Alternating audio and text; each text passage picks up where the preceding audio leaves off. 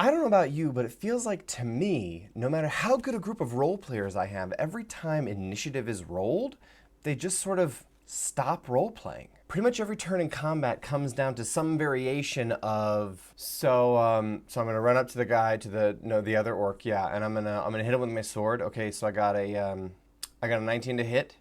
Okay, that hits. I'm gonna roll damage. Yeah, that's 14 damage. Okay. Oh, I've got extra attacks. So I'm gonna hit him again. That's a 24 to hit. Oh my goodness! Every single time. That's what combat is. Or it could be this. So I'm gonna cast Hold Person on him. That's a DC 16 Wisdom save. Yeah, a 19 saves. Okay, I'm going to move behind this pillar and question all of my life choices. And that's every turn in combat, and it ends with, that's my turn. Okay, so what happened to role-playing in combat? And I have to take a lot of the blame for this because I do the same thing as the monsters. The dragon walks up to you and uses Claw Claw Bite. These are what he rolls. Like, I'm not flavoring or narrating or having interesting, dynamic, dramatic role-playing in combat either. And so I wanted to see if maybe I could create a mechanical system that would encourage but not require that at my table. So let's see what we came up with. Hey everybody, it's Nick, and this was a problem at my table since I've started DMing, and I haven't figured out a way to fix it, and I haven't put real super big effort into fixing it, and I sort of have been focused on different areas, and this is the area that I'm focusing on right now as a DM, and I looked at it and said, this is a problem. I think combat can be super narrative and flavorful and have interesting role-playing moments and cool decisions made as characters, but oftentimes once combat gets started, players just look at their character sheets and go, these are the things I can do, so I only get to do these things, and if I were to do something mechanically different, it would be suboptimal, so I'm not going to do anything creative. I'm just going to go up and hit him with my sword because that's the most powerful thing I could do in combat, so that's all I can do. And I wanted to sort of break that mindset and mentality, and I tried to come up with, honestly just steal, a rule set that I think will create this system a little bit, or at least encourage it. So as with all homebrew, we need to first figure out what the problem is. We need to identify the problem accurately, and then we need to say, what are our intended outcomes or our goals? What are we trying to have happen as a result of this system? And then what is the system we implement? And then we look and see, did it accomplish what we were going for? All right, so first, the problem. I've sort of identified the problem already. I think that players are not narrating or creating flavorful or interesting decisions or actions in combat. And the intended outcomes are fixing that. I want to have players feel like they are able to have creative choices in combat, but also I want them to narrate and flair and flavor their actions more while initiative has been rolled. So credit where credit is due. I have stolen this idea completely wholesale from one of my DM friends, Jimmy. Everybody needs to get themselves a Jimmy, somebody that you can debate DM philosophy with and ideology with into the late hours of the morning. But this is something that he came up with, and also credit where credit is due. It's not something he came up with. It's something he completely wholesale stole from the Exalted RPG. And Exalted, to my very limited understanding at least, is this crazy kung fu anime tabletop RPG that if that is up your alley, I don't know, maybe take a look at the Exalted system. But this is something that he stole from them, and I am stealing from him. So in Exalted, this system is called the Stunt Bonus system, but I'll be completely honest, I hate that name for what I am trying to go for in D&D, so I have renamed it to the Narrative Bonus system. So all this is if you narrate your action in combat, you get a +1 to your proficiency for that action. Period. That's it. It's super, super simple. All you have to do is, instead of saying, I hit the guy with my sword, is I wipe the blood from the corner of my mouth, I make eye contact with the troll, I swing my sword at his head, and then pivot at the last second, sort of feinting to try to catch him off guard. Awesome. It's a +1 to your attack. Or I grab my holy symbol in my left hand, and with my right I draw the necessary runes, and then I utter the word of power and cast banishment on the creature. Okay, that's a +1 to your spell save DC for that spell, because that's part of your proficiency. I think that rewarding players mechanically is the way to encourage something like this narratively, especially in the midst of combat. Because, let's be honest, even those hardened role players among us are still looking at our character sheets, we're still rolling dice, it still has to do with numbers and math, and while I love characters and development and role-playing and conversation, dice, math, numbers, and damage are all an integral part of this game. It's not a pure narrative experience. If you wanted that, you would play a different game that didn't have so much to do with like dice and randomness and killing stuff, right? So anyways, mechanical bonuses, I think, are an integral part of a solution to this problem, but it's a very small bonus. It's just a +1, and if you are a particularly nefarious or concerned DM about balancing, what you could do, it's not what I'm doing, but what you could do is just give a +1 to the AC and all of the saving throws of all the monsters you run, and then it cancels out, and the players don't know any different because they're not seeing the monsters behind the screen. You could do that if you wanted to keep the math completely even, but as long as the players feel like they're getting a bonus, then it works out. I don't know that I would recommend doing that, but you are free to do so. So there are a couple of very key points that I want to highlight here before you run off and start using this system. First off, there are no degrees of quality when it comes to this narration. I am not going to give a +2 bonus or a +3 bonus to somebody who has better narration than somebody else, and I'm not going to judge whether or not somebody's narration is good enough, typically, unless they basically just say, like, I swing my sword at his head. Is that enough narration for a bonus? Like, okay, if you say that every single time, that's no longer narration. That's just part of what you say for your attack. It's gotta be something.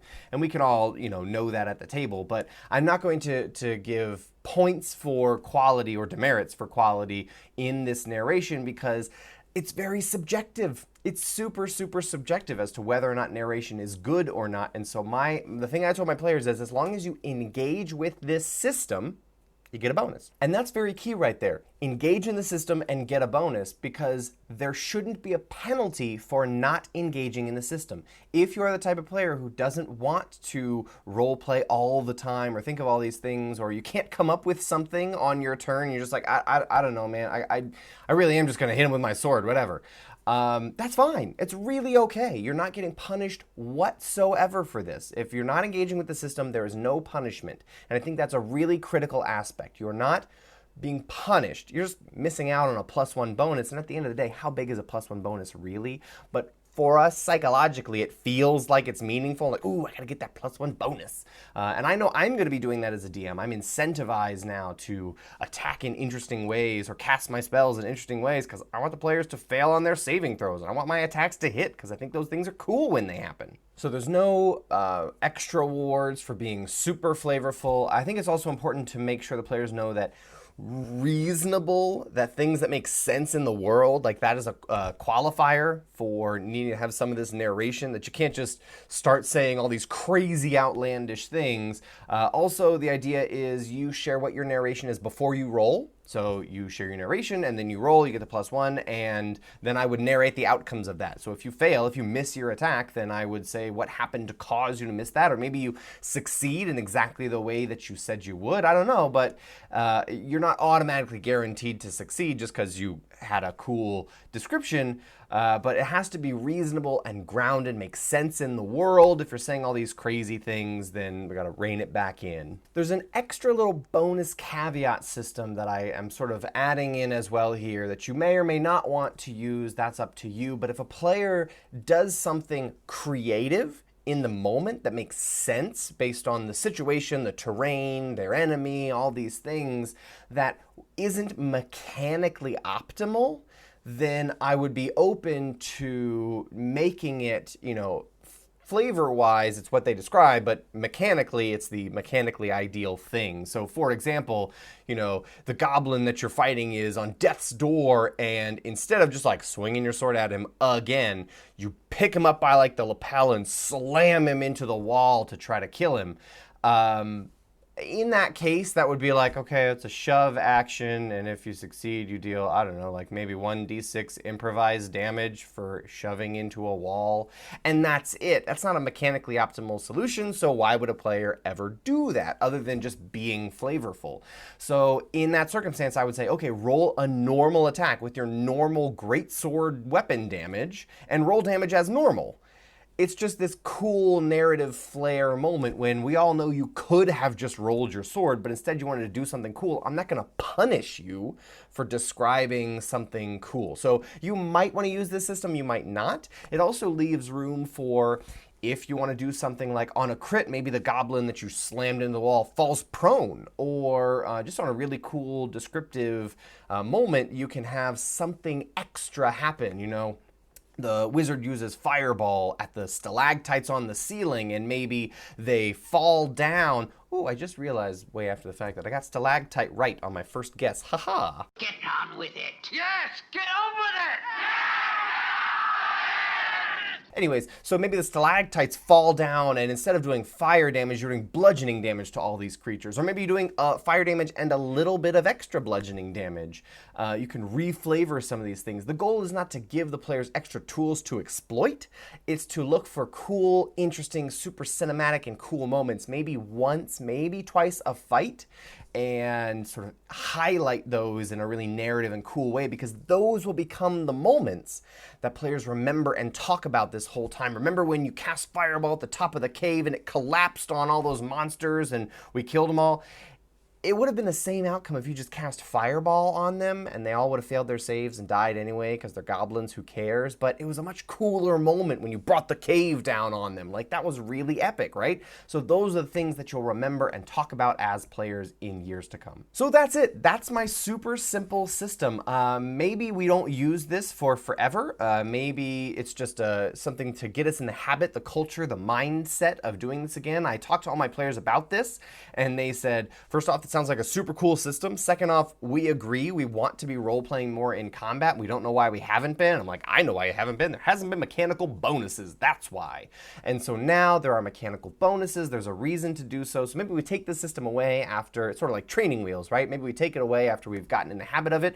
Maybe we leave it in. I don't know. But I have used it a couple times, both as a player and as a dungeon master. And I can say, I think it works.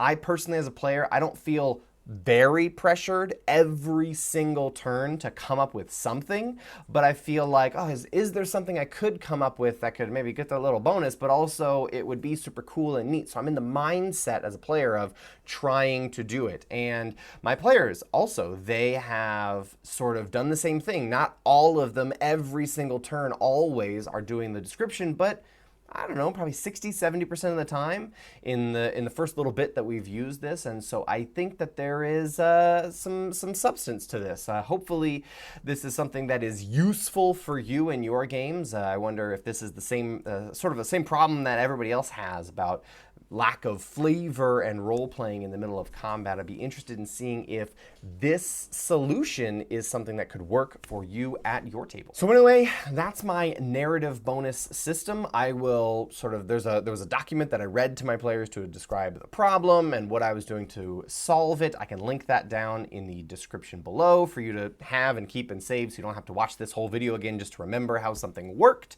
But thank you all for watching. Let me know in the comments if you feel like this is a system that would work at your table, or if maybe there are some tweaks that you would have for it or anything else, or if this is a problem that only I have. I can't imagine that's true, but anyways, let me know what you think down in the comments, and I'll see you in the next one.